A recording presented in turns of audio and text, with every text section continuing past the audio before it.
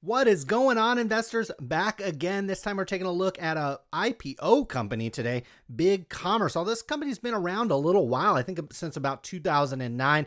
Ticker symbol is BigC. That's what she said. We've got a huge bump in shares today. Take a look, up 200%. That's $48 per share. This thing went public around $24 and boom, it had one of the bigger pops I have seen. Even in the after hours, we're ticking up a little bit, right in that $74 range. Now, the stock did trade all the way up into about $91 today. That impugned about a $7.5 billion valuation. We'll jump into the numbers here. We'll jump into some of the S1, what is going on here. We'll see what they're going to use some of this IPO money for. We'll take a look at the balance sheet really quick.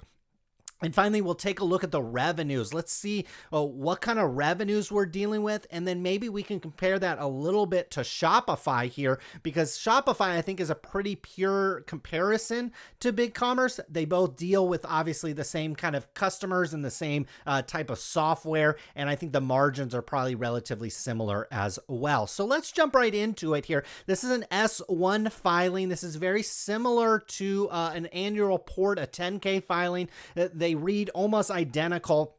But what an S1 does is often tells you right in the beginning what they're going to use the IPO money for. And I saw here, we will not receive any proceeds from the sales of shares from the selling stockholders. But what I did notice is on their balance sheet, they are going to raise some money either through the issuance of shares or potentially in the IPO price. But they counted it at a $22 share price. So I don't know if they raised money at that price or if they're going to be able to sell shares. Whether they get this closer to $72 price tag, I think that'll have a big difference. They have a pro forma adjusted here. You see on their balance sheet, they have about 19 million in cash. But they're anticipating after this IPO process to have about 155 million. And I actually think it could end up being a little bit higher because this IPO really did well. And if they're able to capture this higher price here, then potentially they are able to raise more money. So that's what you want to see. I'm not saying this is a bad thing. I've seen some IPOs. I think Smile Direct Club is probably the one that comes right off the top of my head. They went public, but the company didn't really get any of the money. It was just, insiders that exited captured all the money. And so I actually don't like that. I actually think that's a negative. But when the company can raise some money, it actually gives them quite a bit of runway, allows them to compete. They've got a very viable competitor here in Shopify, and so they need to be able to compete. Let's jump into the revenues and see what kind of revenue trend we've been seeing over at BigCommerce. We see here, I love these S1s and these 10Ks. They give you a broad view here. We got quarter over quarter for basically 2 years here. And what you see on the revenue side is it actually ticks up very consistently by about, this is in thousands. So we're ticking up about $1 million or $1 million to $2 million in revenue each quarter. And so an annualized basis, we'll call that $8 to $10 million. So that's actually pretty solid.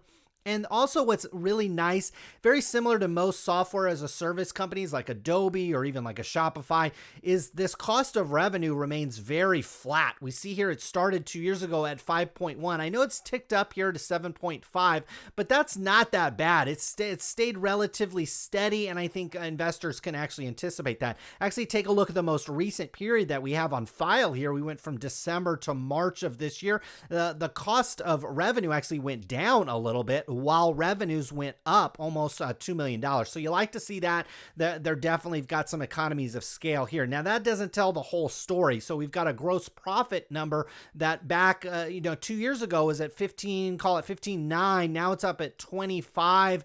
About 25,700,000. And so now, but we've got operating expenses here. Obviously, we've got selling and marketing, R&D, and general and administrative. Those well exceed the revenues that we're making up here on the top line. But it has improved a little bit. 2 years ago, we lost 7.2 million. This quarter, we lost 7.4, at least the quarter that we have here on file, although that's an improvement over the previous period and an improvement over the last last few quarters before that. So whether or not they trend in that direction, I don't know. Typically, when these companies go public, what ends up happening is this G&A line gets blown up because they have to hire accountants and lawyers and things like that. And so that's what I'm anticipating. We'll see what happens when BigCommerce files like a quarterly report or a more complete report. What happens to this? This has very consistently been in this $5 to $6 million range. Does this balloon to 10 million, which would pretty much blow up this operating? Also, do they spend a bunch more money on research and development, sales and marketing, things like that? Now, I understand some stock-based compensation numbers are mixed into here. This is probably not all cash, but it's just something you want to keep in mind. Finally, coming down to the net loss, we went from 7.6 2 years ago. It's improved. Lost $4 million in the most previous period. In the previous period before that, you lost about 10.3. So it's not that bad. It's not great, but it's not bad. Now, jumping over, I want to give you like a little bit deeper view here. So we've got a year ended here in 2018, 2019. What I showed you was month over month. So we're just kind of combining those months all together. We had 92 million in 2018. We ticked up to 112 in 2019. And we've got 3 months ended here. We got a comparison here. If you want to annualize out this 33 million, we'll give them credit for, call it 120, even maybe even up to 125 in revenue for 2020. That would definitely be an improvement over 2019. The other thing you're seeing here is the cost of revenue staying steady like we saw. We see operating expenses also increasing here, but it looks like it's flattened out a little bit here in 2020. If you want to annualize this number, it's actually pretty close to this one. So this is a company that's not making any money. I don't think that should become a surprise to anybody. Shopify's kind of in that same boat, although I think Shopify just turned an operating profit. Now, how do you want to value BigCommerce? Obviously, the market, when the stock was bid up to call it $92, had a $7.5 billion valuation. When we come back here, we'll give them credit for this number here, since this is the number we have. Obviously, that's, $7.5 billion valuation is, call it 60, close to 70 times sales. What I wanted to do is jump over to Shopify and take a look at their price to sales. Take a look at Shopify. This is Shopify right here. I'm on Seeking Alpha. And so their price to sales was 60, and forward, so this is looking 12 months forward, is close to 50. And so this stock is sold off a little bit. It's in the $75 range. So I guess that's close to about 20% off of this. So you can take 20% off this valuation, gets us close to 5 to 6 billion.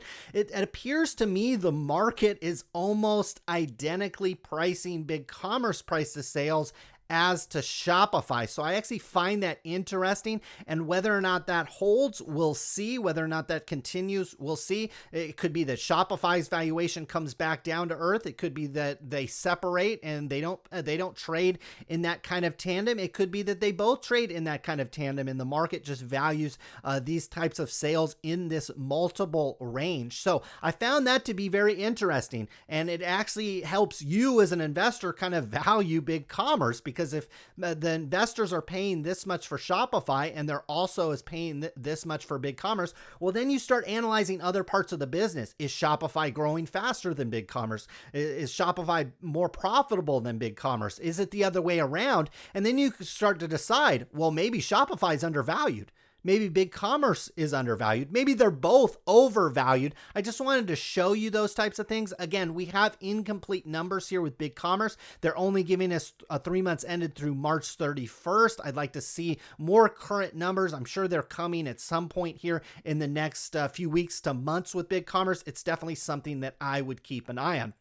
Now, do you jump in here and buy shares of this company just because they have a very similar valuation to Shopify? Me, probably not. I'm not going to touch an IPO stock like this. This has just gone straight up parabolic, 200% in one day. I obviously wasn't any of these insiders, or wasn't anybody with some shares like maybe an employee or an executive to sell at this elevated level. So I'm going to stay on the sidelines. I will definitely click the watch list on this type of stock. I do want to see what happens. I do want to see how these revenues trends. I want to see, Do they collect some money from this IPO? How does that help their business? Are they able to advertise more and improve their product more? Those types of things. I also want to compare it to Shopify. Shopify is a little bit different than BigCommerce. BigCommerce has more of an enterprise level clientele. They're also much more customizable. I would, compare Shopify to like the WordPress of e-commerce sites, whereas BigCommerce is more, I wouldn't say it's like open source,